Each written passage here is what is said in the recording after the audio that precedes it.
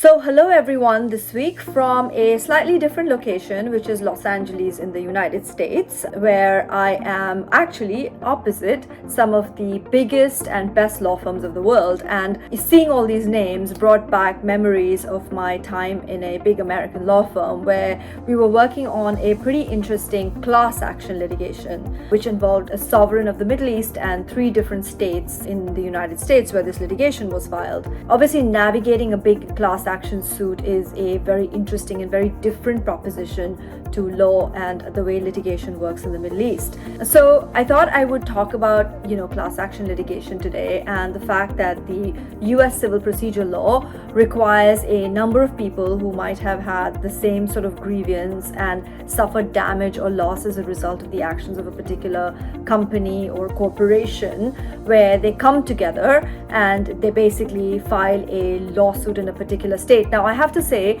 that not all US states treat class actions in a similar way, and I know that there are some oil-rich states in the US that do not encourage class action litigations as well. So it's not like an across-the-board thing that everyone just files a class action litigation as and when. There are some pretty strict parameters that one needs to satisfy, that the type of claim that you have as a result of the class action litigation should be quite similar. The class should obviously be aligned, and the class should have the ability to represent itself in that manner before the court.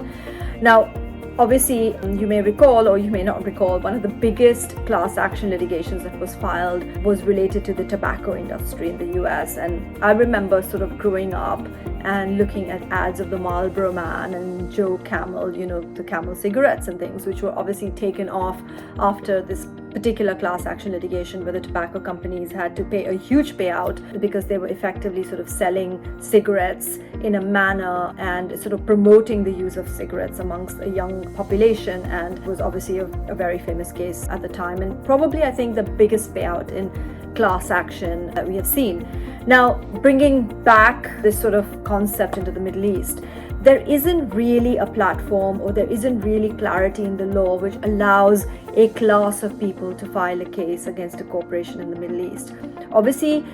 if that were to happen, it would be a very big departure in the type of litigation we see in the Middle East. And also, one must remember that in the Middle East, the claims are not in the millions of dollars or the